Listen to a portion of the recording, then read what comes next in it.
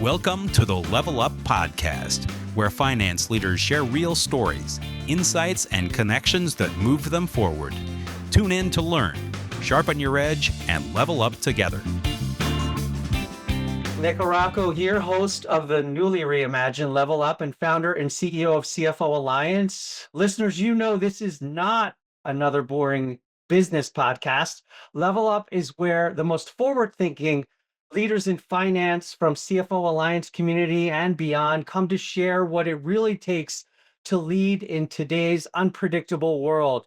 Each episode, I have the opportunity to sit down with CFOs, finance executives, and business and industry leaders who are redefining what it all looks like to sit in that seat by stepping up, leaning in, and leveling up. These are not theory-driven interviews. These are not academic. These are real, they are raw, and they're packed with insights, well, we hope you can really use. Past guests have included power players like Sam Levy of Oracle NetSuite, Sumit Agrawal of Smart Scale Finance, and fun visionaries like Alana Astorich, Aaron Wilkins, Jennifer Usum, so many more. Check out and listen to prior episodes. If you're a finance leader navigating change, challenge, or more positive opportunities, this is your podcast. Today, I have my friend, Fractional CFO and Partner to founders, executives, and boards, Daniel Nelson, here with me. We're going to dive into Dan's own journey, his insights, his leadership vision, what is powering him today in just a moment. I would be remiss if I didn't tell you Level Up is brought to you proudly by Oracle NetSuite, the #1 cloud ERP trusted by thousands of high-growth finance-led companies around the world. NetSuite gives CFOs and finance leaders real-time visibility, something we need, right? Automation and control across their financials, across operations and planning, so they can lead with confidence and scale with speed. Oracle NetSuite is also a proud and longtime global partner of our CFO Alliance community, supporting the shared mission of empowering finance leaders to drive strategy, to build resilient teams, and deliver next level impact. So if you're serious about building a modern finance function that keeps pace with your business, NetSuite is your platform. Learn more at netsuite.com. Let's dive into this episode now. So I get the pleasure of introducing you to my guest, Daniel Nelson, a pretty cool guy, a fractional CFO who spent the past, I don't want to say how many years. I'm going to call it like decade plus, right? Plus, helping, I'm going to say more than 40 founders and growth stage companies bring order, right? Order to the chaos, order, strategy, and speed. Those three things to their finance functions, their enterprise, into performance. Dan's the kind of finance leader who I've come to know, who steps into the chaos and creates, here's the big word for 2026, clarity. Through his firm, Tech Brainstorm, he partners with entrepreneurs, investors, and boards to build investor-ready financial models, stand up scalable ops, and get companies transaction and growth ready. His experience spans SaaS, AI, and emerging tech, other industries as well, helping businesses raise capital, navigate M&A, design finance and accounting team functions that drive strategy and not just reporting. Think of him as that cross-functional leader, cross-industry leader, cross-business cycle leader who also will anchor this, land the plane, and lift off the business. What I love about Dan is that he's comfortable in the weeds of a data model as he is in the boardroom, shaping the story behind it, communicating it, living it. The story behind the numbers as well. If you can't measure it, Dan doesn't want to talk about it. Dan doesn't want to help you do it unless you can measure it, live it, perform it. He brings the calm confidence and practical insight every founder wishes they had in a CFO, which is why he does this. Dan, good enough intro, accurate? Welcome to Level Up. Thank you, Nick. I am completely flattered, and I'm definitely gonna have to steal some parts of that because that is much better written than I have written my introductions in the past. But thank you so much for the kind words, and it's a real pleasure to be here. Well, I get to draw the fact that you've got and I've gotten to know each other. I mean, there's real intimacy in the CFO Alliance and what we do when we lean in and we talk about people, process, technology, performance, individual, team, and enterprise. So let's peel back the layer of the onion of Daniel Nelson. Let's go back in time. Well, Okay. yeah. So I'm one of those classically trained Big Four accountants. Pretty usual economics undergrad, master's degree in accounting, and when I went right into Big Four accounting. And so I spent a few years at Ernst& Young where I did the audit and the advisory side, and promptly left to go be head of a startup, head of the finance function of a startup.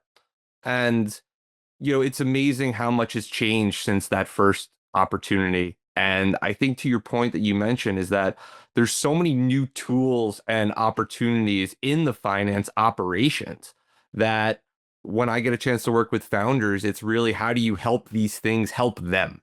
Because at the end Yeah. of the day, finance as a back office function in a lot of ways is there to pick up the pieces, but it's how do you make those pieces useful to the people that are building businesses? How do you help founders and entrepreneurs build businesses that can change their lives?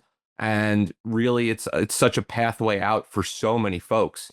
And I've had a chance to work with folks at the earliest stages. I've started a few businesses on my own. And I think that finance now, if you set it up the right way and you help reorganize some of these sciences to the tools and the concepts, that you can really give people an amazing opportunity to scale up and use these data points, use these trends, use the tools in ways that 10, 20 years ago we couldn't even have imagined yet. And so I am here to work with a lot of early stage founders, and I'm fortunate enough to have been able to get into a lot of teaching and education and development of folks at the early stage to help them help themselves, in addition to that consulting angle where I'm able to go and solve really specific challenges. So it's really interesting because if listeners, if you heard some of the action words and verbs that Daniel was using in terms of describing the way he got to where he is today and the moments of education and enlightenment and execution, the verbs are very interesting verbs, like useful, like use and stand up and like there's a lot of like words that they're very tangible, like action words, that sound like roll up the sleeves, mechanical in nature, right? And then you've got the application of it to abstract visionaries in early stage companies that at times seem very unorganized. And the two at times seem like there's tension, right? And I go back to the earliest parts of your learning and your career, which is so structured and so regimented in that big four audit practice, right? Which is like, first you do this, then you do this, and you do this for a year. And then in year two, you do this. And we're going to structure every day of every week, of every month, of every quarter with great predictability. And you then took that predictability and shoved it out the door and went to work somewhere where the great abstract have to be made predictable. Where did that spark come from?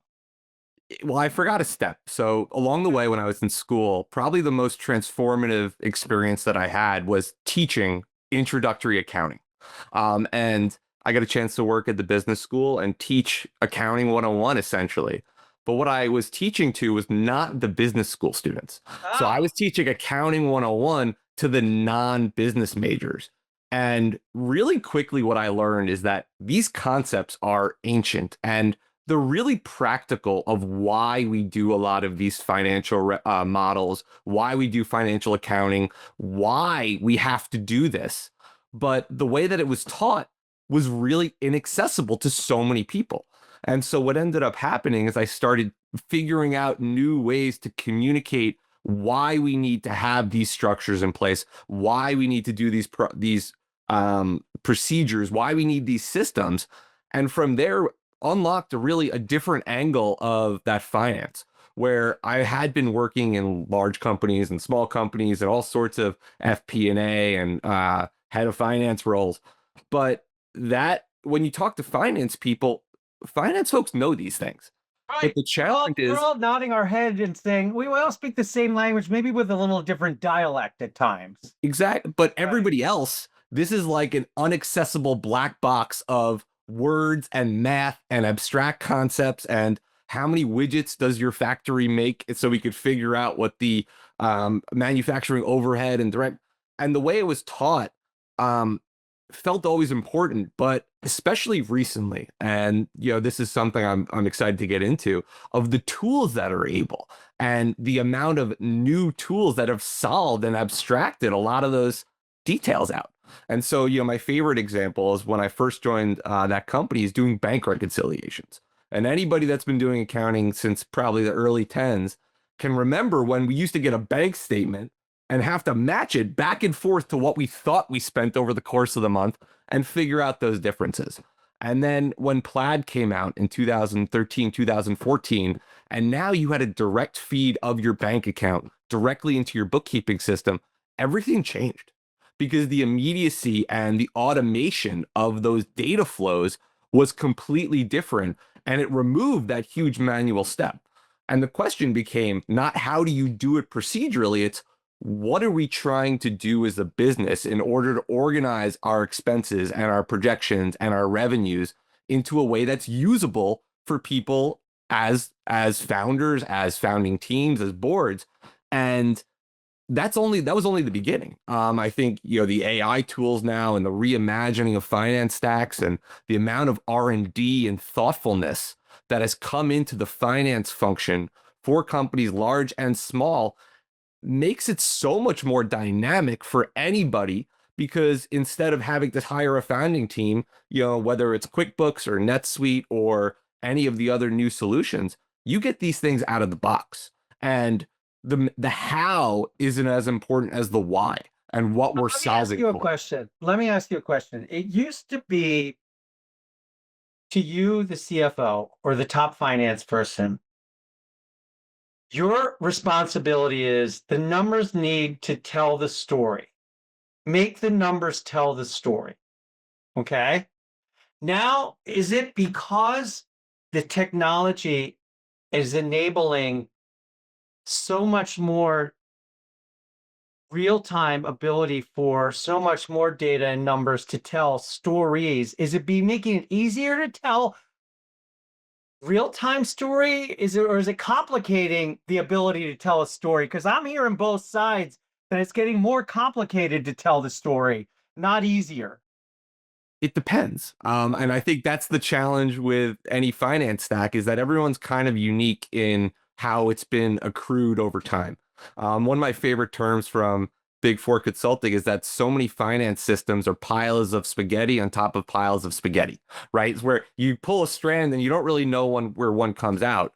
But you're starting to see how the platforms themselves have become bigger and bigger and bigger. So the subset of different individual choices has become smaller. And, I think a really practical example is if you're selling something, right? If you're selling an e-commerce product online, a lot of times it's Shopify and Amazon, right? And now as those platforms get bigger and more developed, everything's got an API. And so the question is not, can it work? It's what do we need to find from each of these platforms? And how do we understand how those operational things that we're looking for, we have to know what those points are and those KPIs are. And then we can work backwards to try to extract them into those types of real-time dashboarding. The challenge is, why I like working with early stage companies is if you could help folks build it from the beginning at the earliest stages, right? Where you're going from, I have an idea to I'm making a little bit of money and I'm looking to level up, whether it's raise capital, bring on new people. At those early points, you could set up a really strong, practical system that might not have all the answers, but it's directionally appropriate and you can build on incrementally. When you're coming into a large organization that's operating, my last full-time role was on NetSuite, and I got a real amazing experience in NetSuite because we were building a new NetSuite implementation while we had to function on an old one. And you start to see how you're rebuilding the airplane while it's in midair. And that becomes an incredible challenge because you have legacy data, you have legacy systems, you have to reset them. And the purpose of all of these systems, whether an accounting system, an ERP, or these tools, is how do you get that information to the people that need it most effectively? And So, yeah. what I've seen from the finance role is that it's not just financial information. It's a lot of times you're the data person at this organization, and you really need to know how all of these systems work together, at least conceptually, because if you have to figure out what your acquisition cost is, your lifetime value, your unit economics, your pipeline, you have to know where that information is. And oftentimes that objective understanding of that landscape will allow you to be more successful. But as the companies are more and more complex because they have legacy systems and newer systems built on top, that's where it gets really challenging. And so Has this changed? Has this environment you're operating in today versus you've been doing this work for some time, right? Has then versus now versus then, has this required you to invest in or deploy different capabilities today than the capabilities you were applying to the founders you've been working with a decade ago? Or is it just a different setting? I think it's my ability to deliver has changed. I think you work with so many different companies, and that's what's neat about the consulting angle is that you kind of learn how to travel with a finance knowledge and have to learn to deploy it in each different situation and setting. And each company might have their own setup already. They have a bookkeeper, they have a finance person, they have a team that's been doing this. And it's a lot more of the softer skills to understand the overall goals and work backwards from the data to get there in some ways. And the tools are better, I think. The ability to utilize APIs between these platforms to interconnect that data, whether it's into your ERP system or into another analytics platform, or even one of the newer things is you can use an AI engine, an LLM, to write an API to take that data and drop it into a Google Sheet or an Excel document that then you could do your manual processing. And so the challenge to me has always been understanding the goals of the business and then breaking it down to what are those quantitative things that they're actually tracking. If we're looking at how do you grow sales, how do we track your pipeline now? How do we qualify your pipeline? How do we see how much sales implementation time comes through? How much support time do we need? And it's figuring out what those key points are, understanding where that information comes from, and then trying to figure out the relationships between them to be able to provide good feedback and insights and actionable information to the people that need it.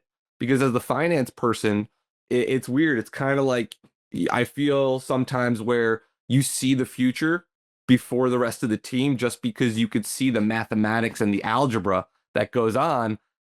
How do you get people to understand those types of equations so that they could see the data and they can use the information as appropriately as possible?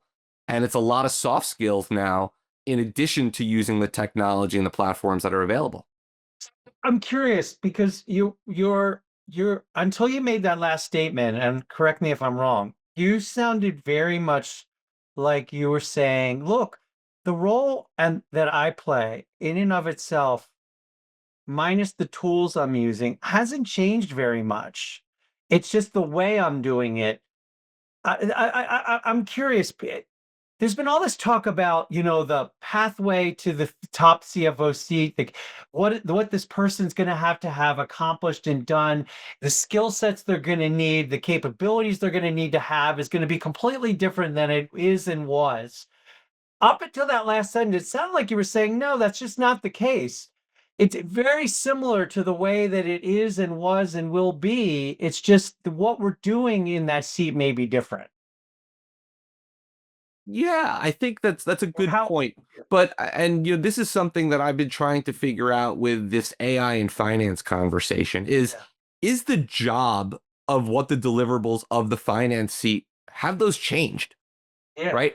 I'm Has curious. the role really changed from back in the day or even when I started where You have to understand how to get financial statements, understand KPIs, be able to present it to the right people, work with your different department heads to be able to help them help themselves understand what they're tracking.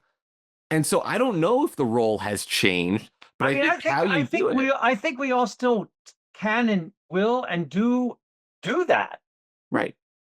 But it's the how and the what that's changed. And, yeah. I think the goals have changed a little bit and trends have changed in how things are executed upon. Yeah. And you have to be able to communicate those changes, and the why is often the most important thing. And, I always, when I work with early stage founders, I'm like, we could set up a model all you want, right? You're like Babe Ruth calling your shot, right? You're pointing to the stands, you say, we're going there. And that's our FP&A function.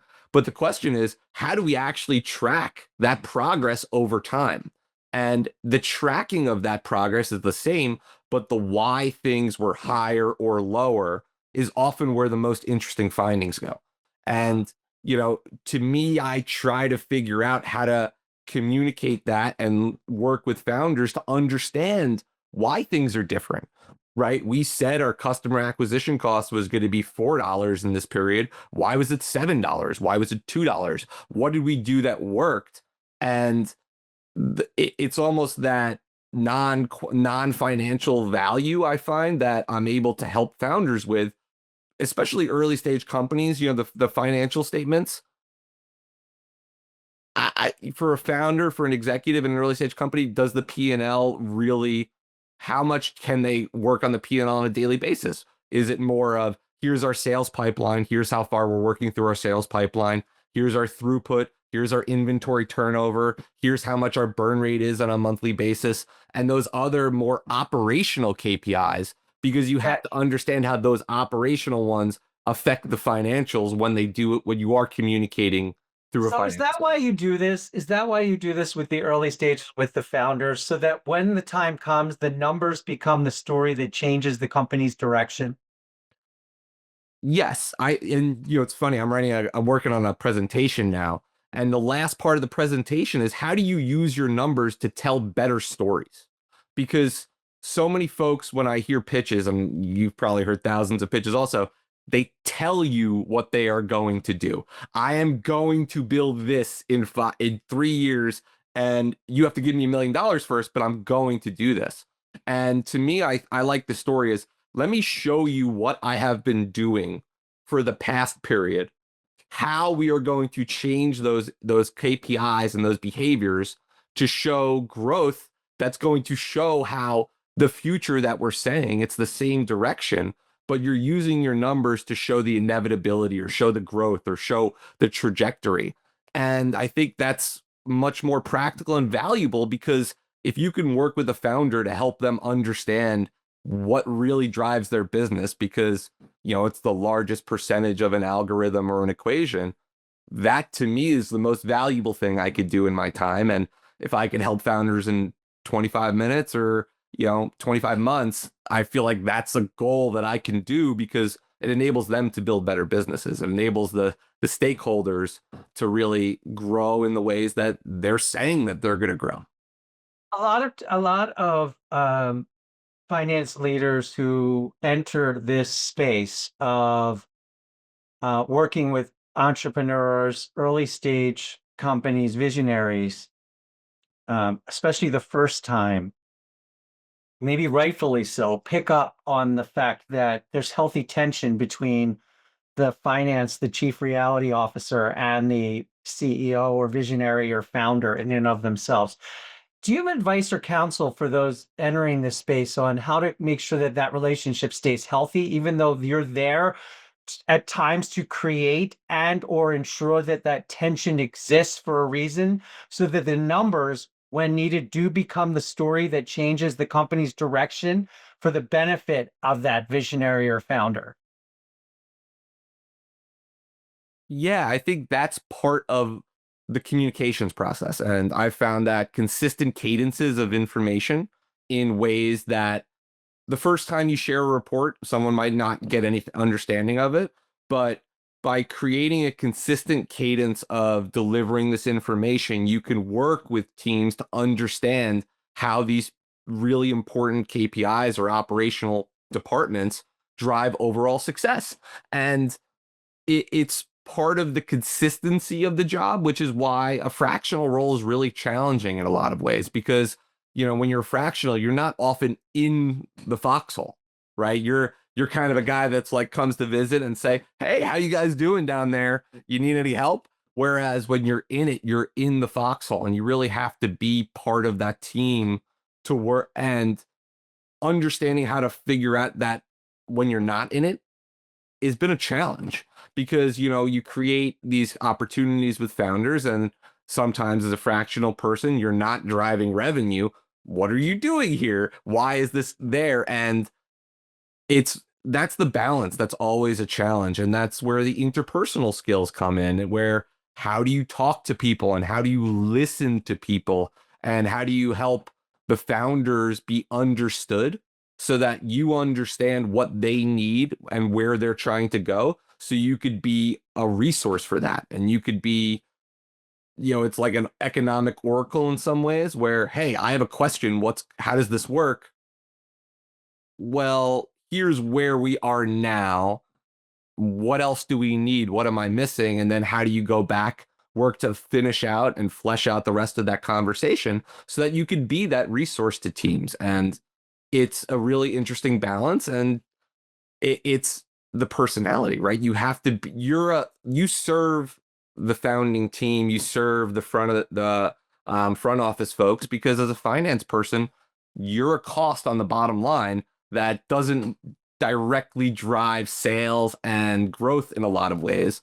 But if you position your value, you could be that really important resource where you help all of the teams, because you're able to communicate information between departments appropriately. You could understand how sales is representing their own successes, bring that into your overall understanding, and then report that upwards, so that when there is that third conversation that you're not hopefully part of, right? Or maybe you are, but everyone's on the same page.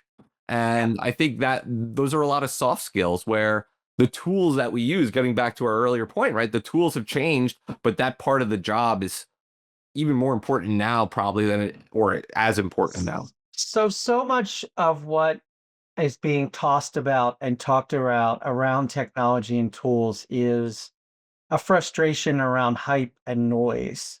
What advice and counsel do you have for your fellow finance leaders and peers, where time is the greatest asset that we're all managing? We're not being given more time and hours in the day.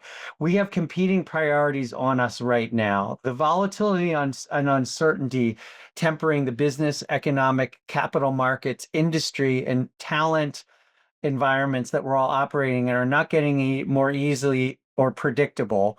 Yet, if I get another email in my inbox that begins with AI or machine learning or some type of demo request, in return, I'm going to get a grill or another hydro jug or something for free for spending a half hour to look at something. I'm going to, kind of just turn my screen off, right?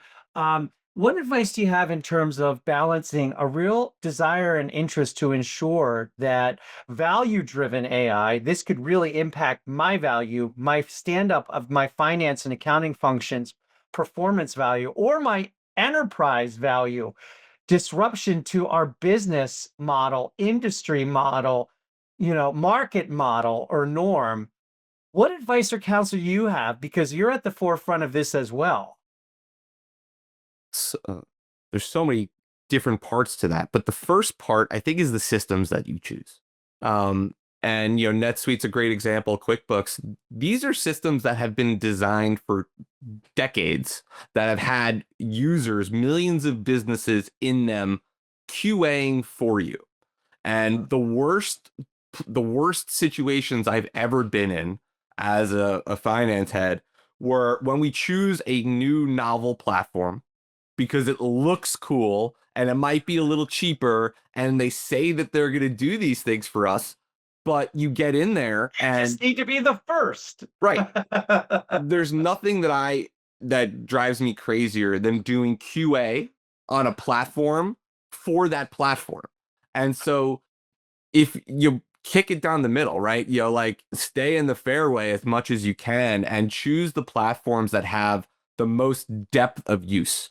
And so, QuickBooks is a great example. 6 million businesses on it. Probably everybody in the CFO Alliance knows how to use QuickBooks.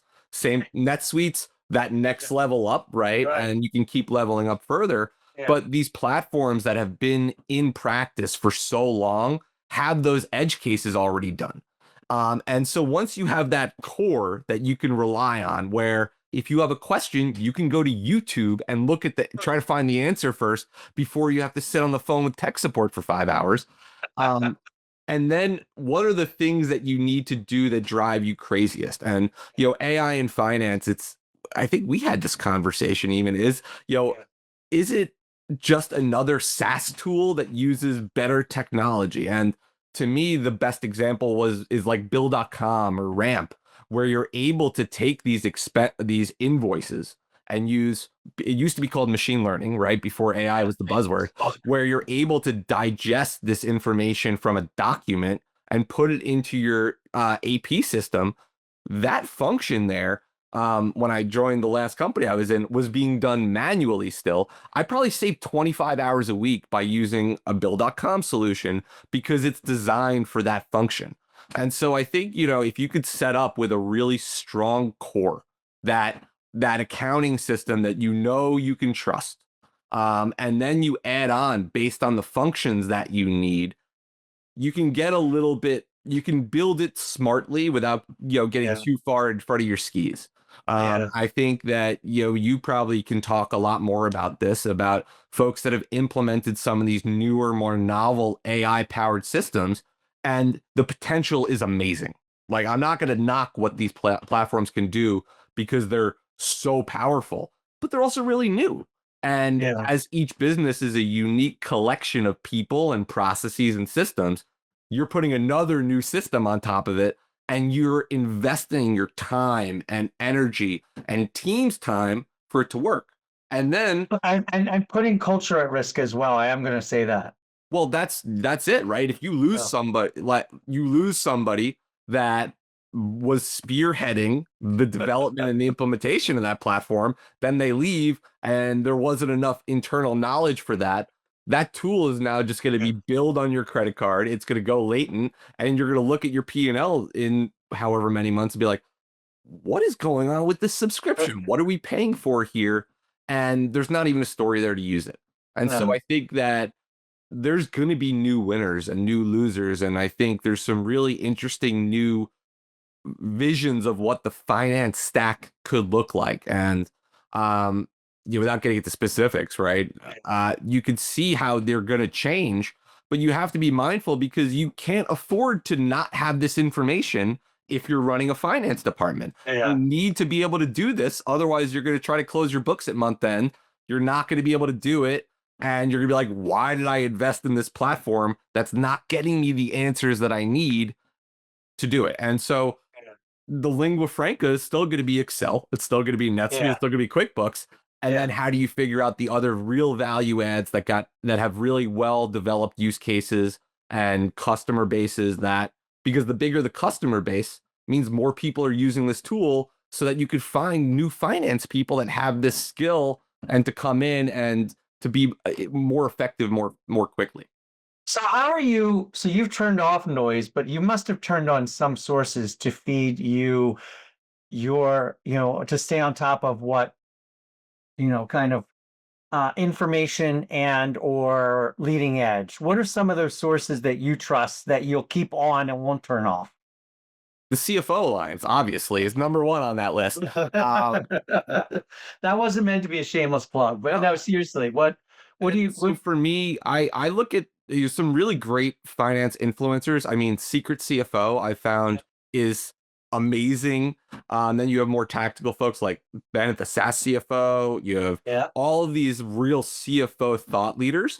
And then I'm in a couple other networking groups where one's called Fog, where we look at tools of the Titans, right? And it's a real interesting collection where I'm learning about all of these new companies that are coming through and how folks are reimagining solutions. And you start to see this next level of finance leader and what are they doing? And Yeah. I'm trying to keep learning as much as I can, because oftentimes if I'm not building it myself, if I'm not in-house, you have to learn how to, kind of show folks the right tools at the right time for what they're trying to do.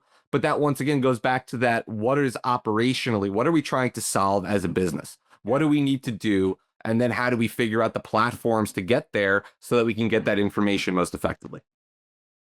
So what's something that most people do not know about you? Maybe a quirk or habit or ritual that you'd share? So a fun story that's appropriate is I started a couple companies, but I was also in an accelerator, so called Startup Leadership Program.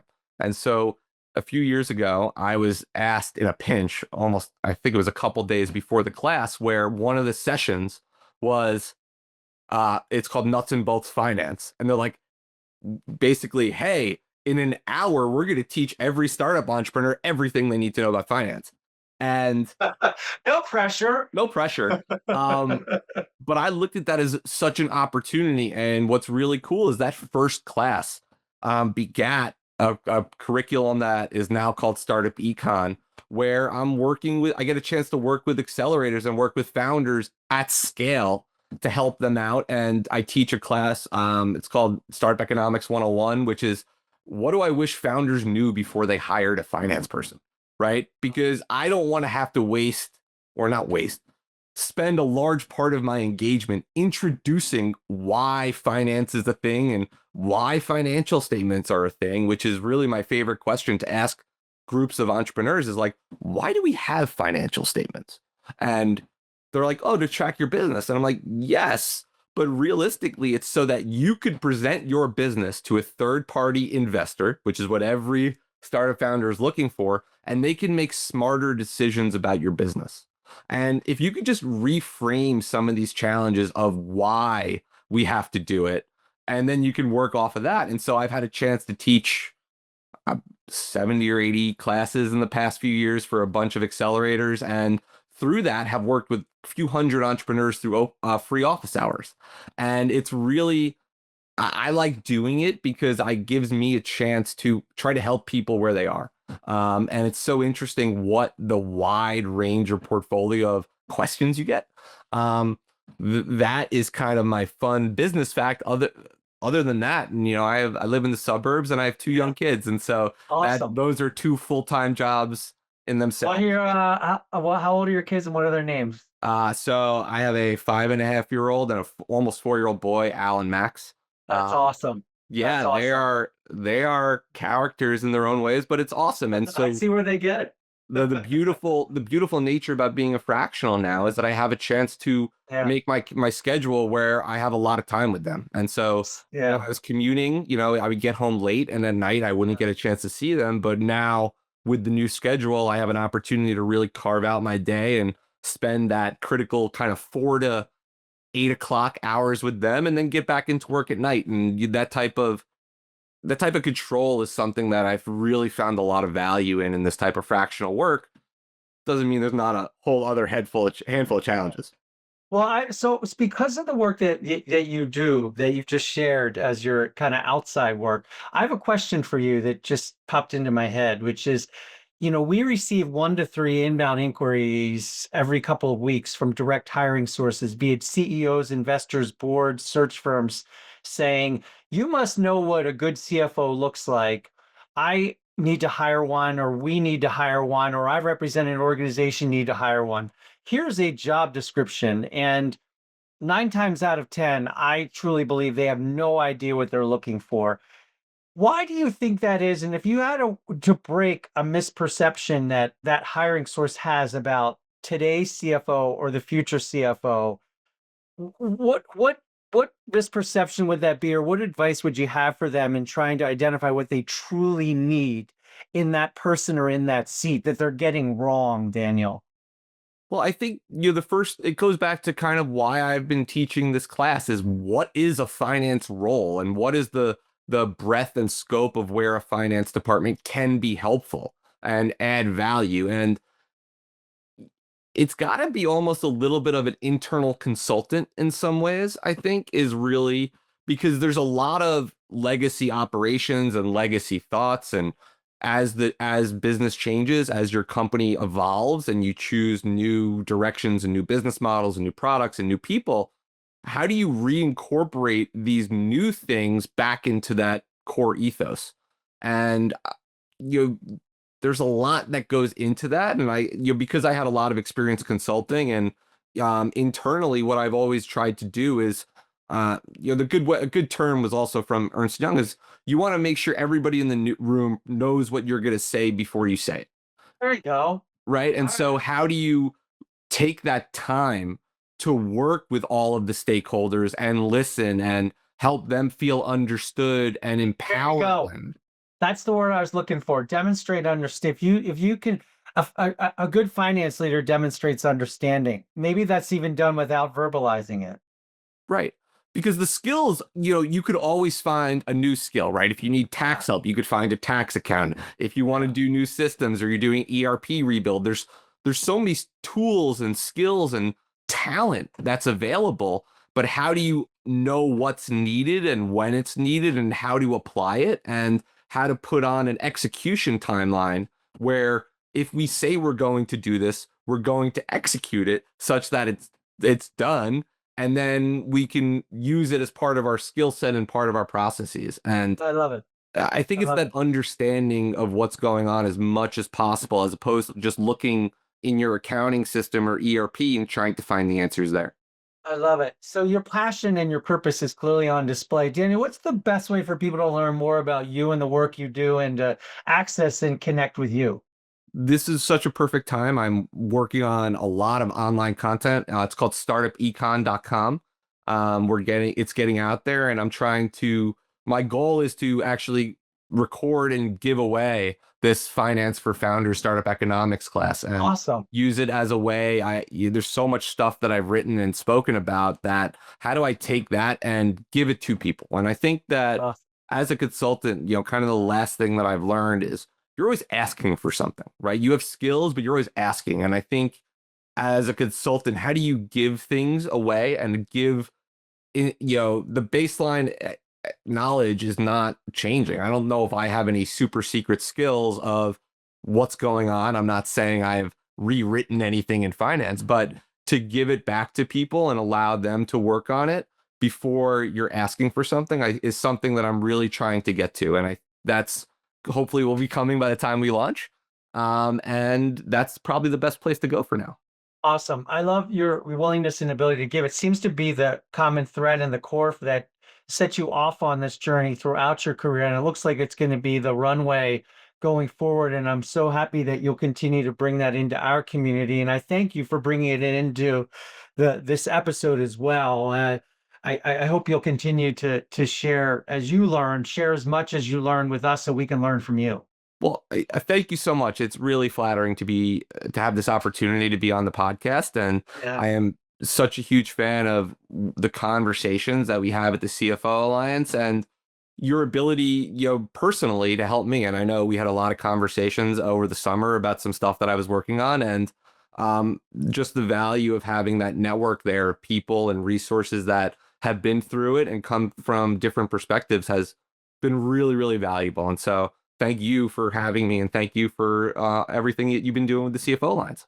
Awesome. Awesome. Well, this is why we do the Level Up series to hear what's really happening in the CFO role and how peers like Daniel are making their next plays. And so we don't want you to just read about leadership. We want you to learn from people like Daniel who are living it. So if you listeners have a recommendation for a guest, someone that you believe can tell and share their stories with the same level of authenticity and transparency and passion like Daniel, please reach out to me or a member of the CFO Alliance community, and we will get them into the fray here on Level Up. These days, we know your businesses need total visibility across everything from global shipments to tariff impacts to real-time cash flow. That's why, remember, our partner NetSuite by Oracle, the #1 cloud ERP trusted by over 42,000 businesses, is our partner and powers this Level Up series. You can download resources at netsuite.com/CFO Alliance. Please subscribe to Level Up if you love this episode and more, and stay tuned for more as well. And most importantly, please stay well, stay safe, and stay connected. And thank you again, Daniel Nelson, for another powerful episode. Thank you so much, Nick. Thank you for tuning in to the Level Up podcast. Subscribe so you don't miss the next episode. More stories, insights, and connections to help you level up.